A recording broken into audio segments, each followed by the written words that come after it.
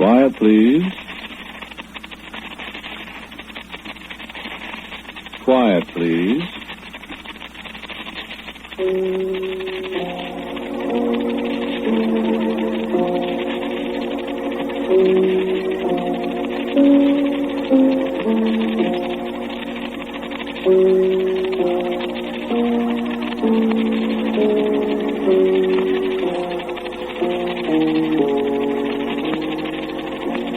The American Broadcasting Company presents Quiet Please, which is written and directed by Willis Cooper, and which features Ernest Chappell.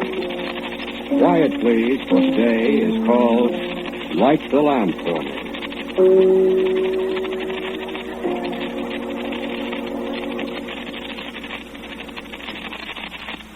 They say that my historical books, my stories based upon happenings in the past, are extraordinarily vivid. They say they're minutely accurate, that they read as if I'd actually been there, seen the happenings in person. They say that my descriptions of the early days of the California missions, particularly of the San Fernando mission, are more painstakingly detailed than even the contemporary accounts of the brown-robed Franciscans who lived and labored, prayed and died in the shadows of its adobe walls. They wonder what undiscovered source material I alone have access to. And now the time has come to tell.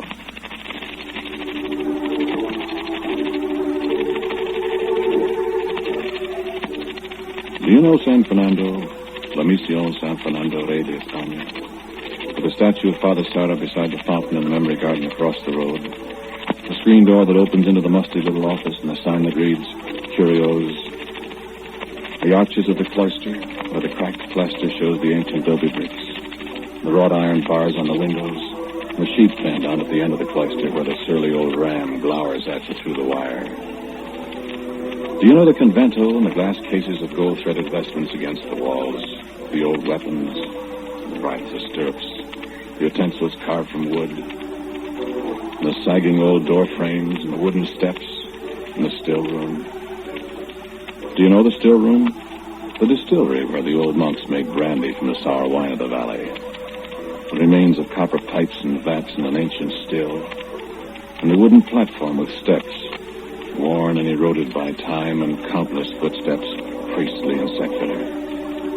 A cramped, tall room, windowless, faintly odorous on a damp day of the spirit of the grape that was distilled there. The dust of 150 years. The walls covered with names and dates scratched into the crumbling adobe. Gene and Vinny from Toledo. Kilroy and Harry Bubeck of San Francisco. Staff Sergeant Pearl Parmalee of the WAC.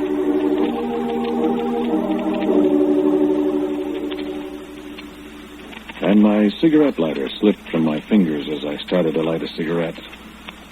In the half-darkness of the still room, it bounded into a far corner under the platform. And with an appropriate remark about the perversity of inanimate objects, I went down on all fours and crawled in the dust to retrieve it. In the farthest, dirtiest corner, of course, and a loose adobe brick alongside it. A brick that concealed a hidden treasure? I smiled briefly at the conceit as my fingers probed in the spaces where the brick had been. And there was something there. A lamp, I discovered when I crawled out clutching it. An ancient bronze lamp, green with age. A lamp like those the Romans used. Something like a modern sauceboat. And a musty frayed wick protruding from its snout. Most interesting discovery here in the California mission. I took the lamp to the door the better to examine it. Made another discovery. The lamp was full of oil. The wick was greasy with it. Here was more than mystery. And, curiously, I flipped my lighter and touched the flame to the wick.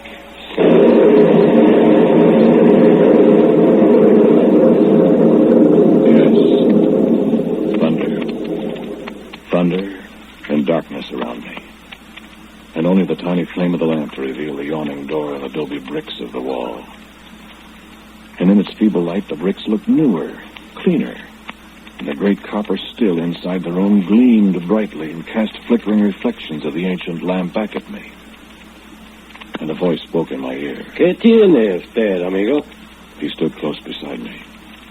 The soldier in Morianan steel breastplate, one hand on the hilt of a long, straight sword with a basket hilt. A Spanish soldier of the late 18th century. He was real flesh and blood by the weight of his grip on my shoulder. Now, my Spanish is very limited. This apparition was a very astonishing thing. Astonishing, I thought. Impossible. And I answered him in English. What happened, I asked. Ah, English, huh? English, I mean. I'm an American. What's going on here? Well, I'm Irish. You are? Well, my name was Peter Paul O'Brien in Galway. Now, I'm Pedro Pablo Otrejón, soldier in the armies of His Majesty of Spain, and a lost man as ever was. Oh, I get it. The cinema, huh? Cinema? Movies. I'm afraid I do not understand you, Caballero. But what made it get dark so suddenly? It's been dark for near 4 hours, amigo. What kind of joke is this? There is no joke. Well, what? And you could be telling me how you came in possession of my lamp. Your lamp? My lamp. I'm sorry. I found it in there. Where I hid it yesterday. Yesterday? It's been in there 100 years if it's been there a day. So? It must have been. Look at it. Well, perhaps it has been then. Of course. Friend, would you be knowing the date? Date? The year and the day? Now? Now. Why, September. I will tell you. September 26, 1799. Look here. No. There's no point at all in keeping in ignorance, amigo. Since you found the lamp and lighted the same. Go on, friend. It is my lamp. I found it one day in Spain, and I carried it with me for long years before I found out what were its powers. It was in Granada, I mind, that I first found out. A dark night in the barracks, I bethought myself of the little lamp. And in my mind I was thinking of the days of the Saracens in Granada when I lighted the little wick. And caramba, when it flamed up, I was sitting for them, two of them. Two of whom? The Saracens, the Moors, bedad. Scimitars they had, and long spears, and great black beards. I don't believe it. Oh, you're here, are you not? From your own time? What? You lighted the lamp whilst you were thinking of the old days? Well, hear me, man. You've not much more time to listen. That is the power of the lamp, then. Think of a time and light the lamp, and you're there. Blow it out, you're still there. But light it again, and think of another time, your own belike, and it's like that. Well, I don't believe It makes little difference, amigo, what you think. Now give me back my lamp. Now, look here. How do I know it's yours? And how do I know? I have the means to take it from you. Why, I could run you through. You wouldn't get away with it. Why, the police would... Man, listen. Do not be judging events by the standards of your own time, for that is not now. I'll have back my lamp. I won't give it to you. It was in me mind to let you live as best you could. A full 150 years afore your own time. But I see I must not do it. Look here. There's such a thing as law. Oh, be still. But if you blow it out and light it again and wish yourself back where you came from, well, then I'd not have the lamp at all. And since I cannot wish you back myself, there's only one thing to do. And he leaned across my shoulder and blew out the lamp.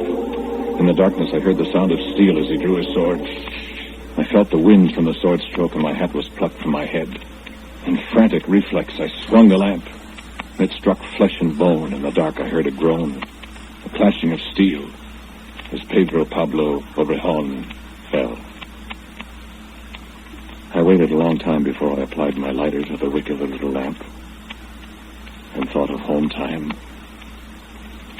And the thunder crashed.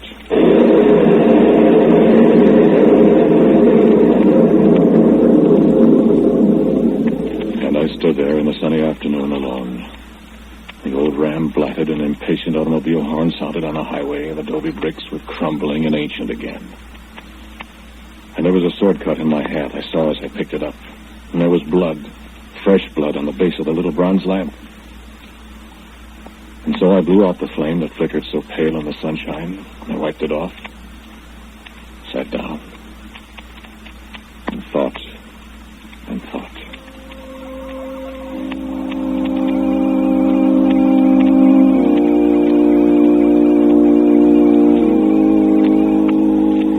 Do days later, when I went back to the year 1799, to a time 2 weeks after my first visit there, when I went back to arrange for masses to be said for the repose of the soul of Pedro Pablo Obrejon, late of Galway, I asked one of the good fathers to translate for me the worn, dim inscription incise into the base of the lamp.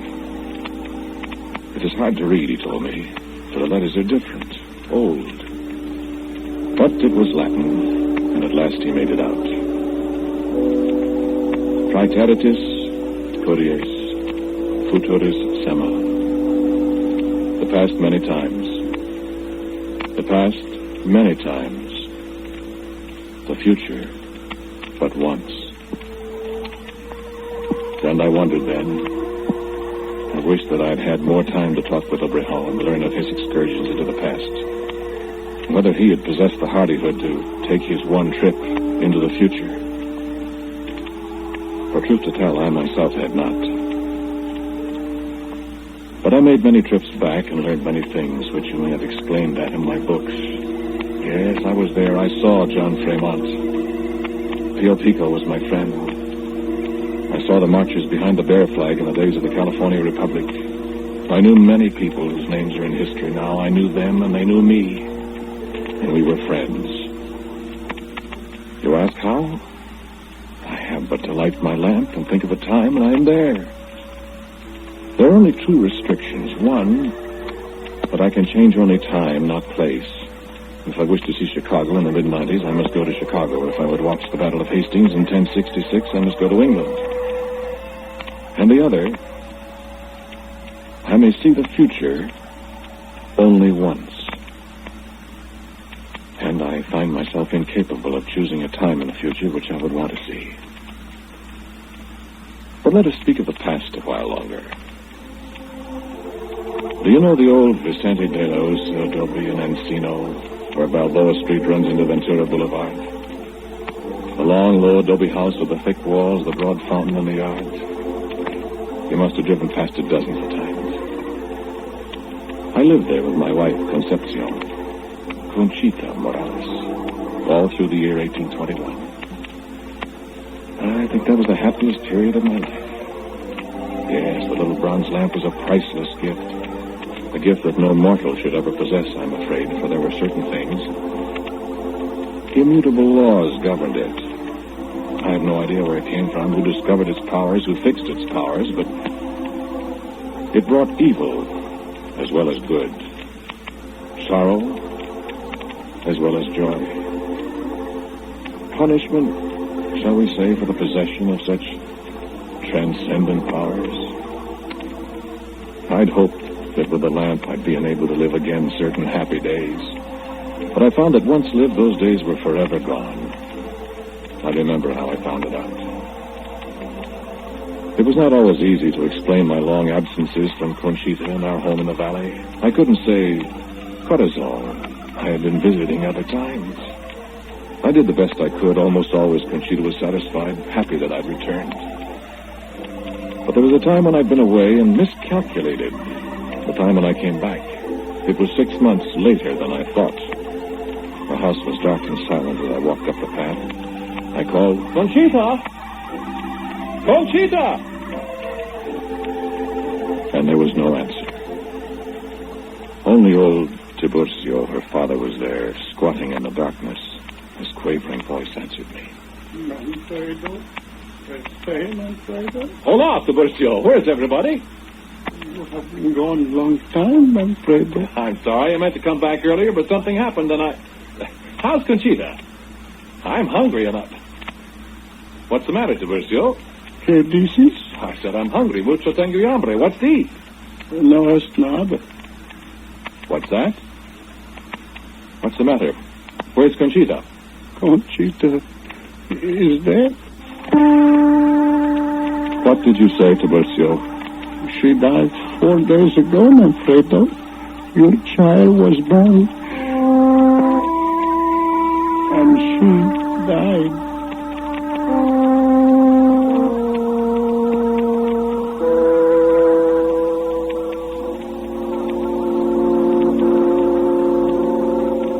And I turned and went away. Sat by the fountain for a long, long time. My child. my child would live and die before I was born. My wife. And I dried my tears as I suddenly thought, why, I can bring her back.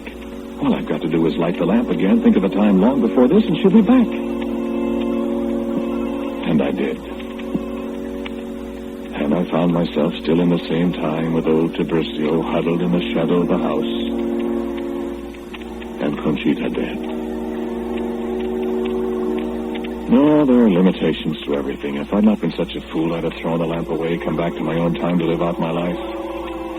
But I didn't. I planted an acacia tree beside her grave. You can find it perhaps someday if you're near the old De La Osa house.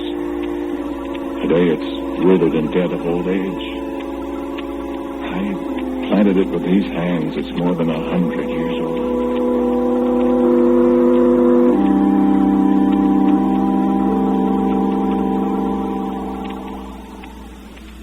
I never went back to the old days at the De La Osa house.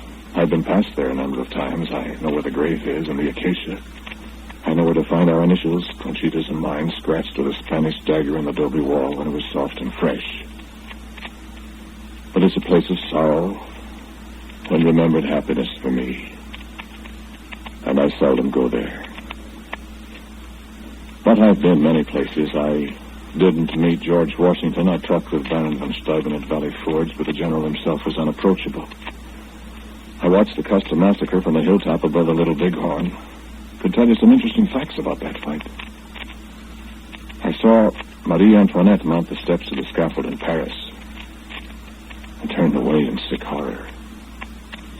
And when I'd lighted my lamp again, I found myself in the midst of a crowd celebrating Lindbergh's flight from the United States. I knew a man in New York named Sidney Breeze, and I sat in an old house where a skyscraper stands now and watched Sidney carving his own tombstone. You can see the tombstone yourself if you're walking past Trinity Churchyard someday in New York. Ah, Sidney, Sidney, liest thou here, it reads. I remember how Sidney laughed as he tapped away at the inscription. Yes, the little lamp has taken me many places. Then my books, they say, are accurate, marvels of detail. I wonder, did the Irishman in Spanish uniform ever visit this age on his one excursion into the future? Did the others who owned it before him come and stare curiously at us? Or were they as feared of the future, of seeing the future too soon, as I was?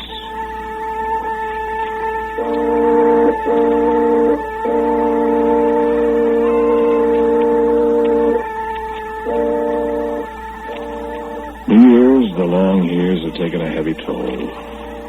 The Indian arrow in my shoulder at Fort Dearborn, the fever in the swamps with Hernando Cortez' army in Mexico, the slash I got in my leg from the baby dinosaur in Arizona 500,000 years ago, and all the sorrows, all the sadnesses.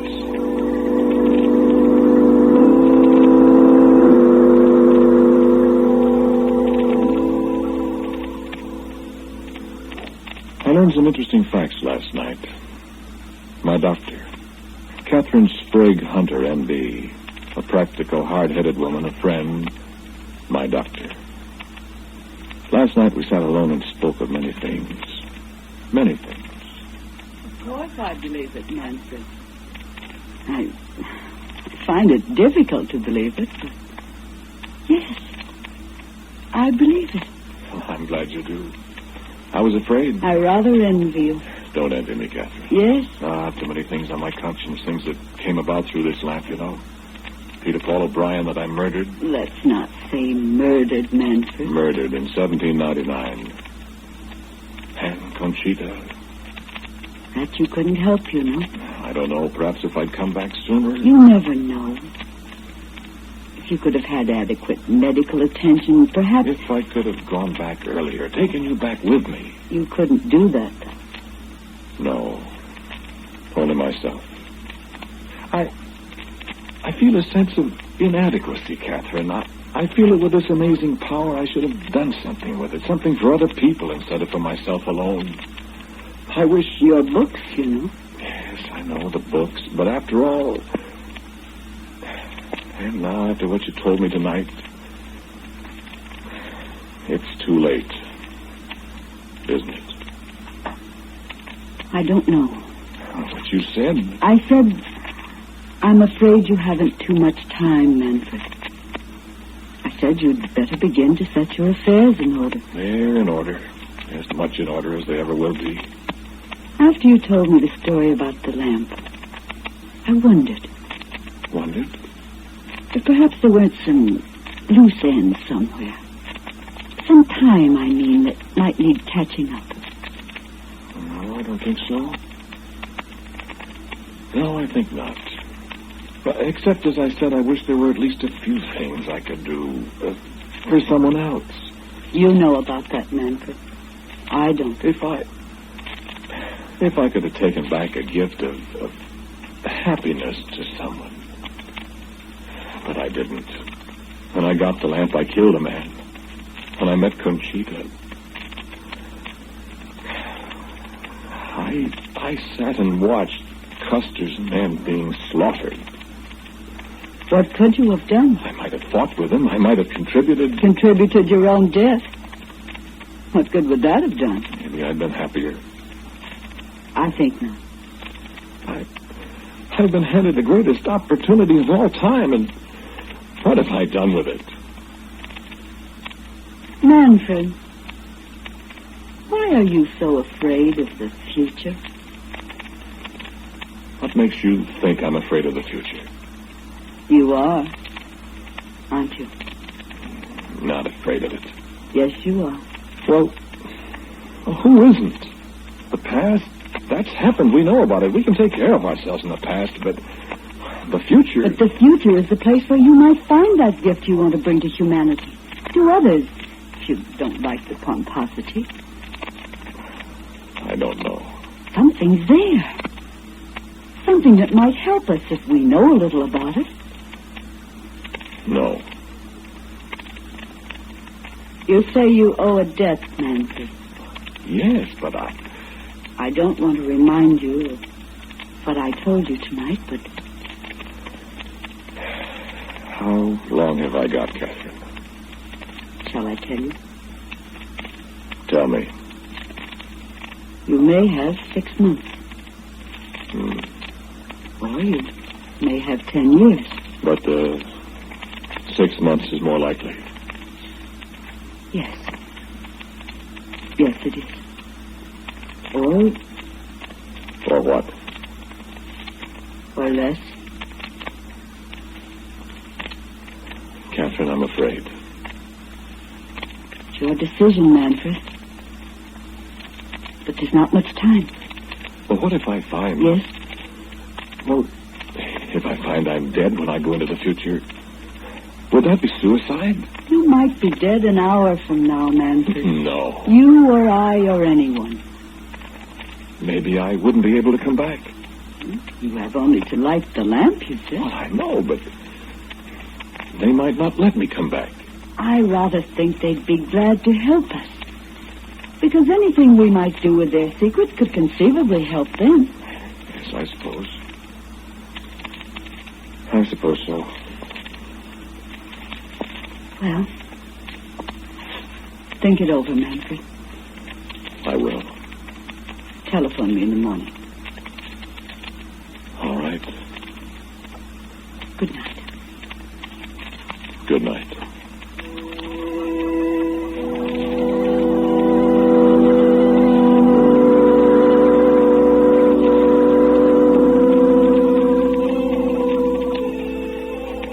I sat there for a long time, thinking it all over. Something of a shock to be told that you're near the inevitable close of your life. To know that death is so irrevocably near. I think that faded from my mind in those black hours. Only the overpowering curiosity remained. The curiosity that Catherine had set afire in me. I know only that the clock was striking 4 when I pinched out a last cigarette and reached over for the lamp. I was quite calm as I touched the flame of my lighter to the wick. I said aloud, I wish I could see the future.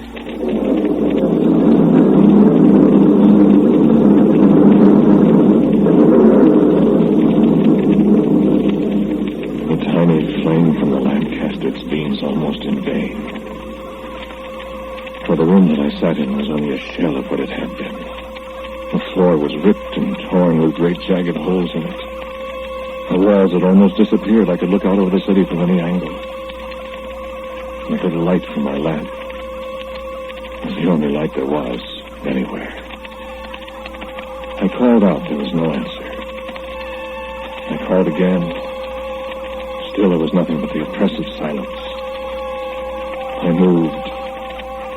A part of the wall collapsed beside me.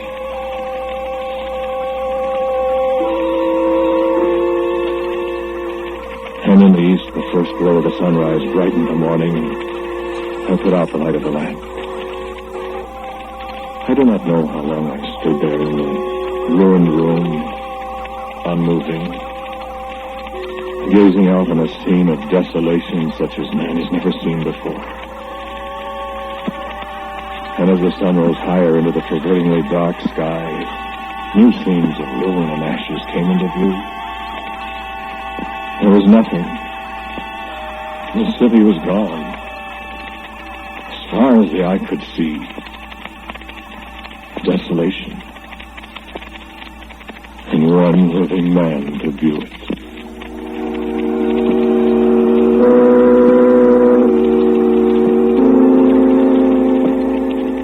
No, I don't know how far into the future I went. I said I wish I could see the future you're living in. It may be that the time I'm in is 100 years from your time. 105 or 1 hour. But it's the future. And how shall I come back to you? The lamp is out. There's no way to light it again. My matches. I have none. My lighter is on the table in this room somewhere in the past. If I could light the lamp, I could return, and perhaps there's some way that we can work together and plan and eventually avoid this doom which I alone have seen with my own eyes. There might be time. But how can I come back? Who's there to light the lamp for me? And for you?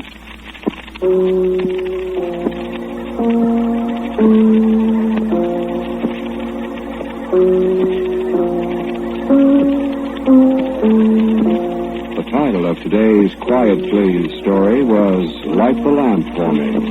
It was written and directed by Willis Cooper, and the man who spoke to you was Ernest Chappell. And Pat O'Malley played the Irish soldier. Floyd Buckley was Tiburcio, and the doctor was Kathleen Naday. As usual, music for Quiet Please is played by Albert Berman. Now for a word about next week, my good friend, our writer-director, Willis Cooper. I've written a story for next week that I call Meet John Smith. John.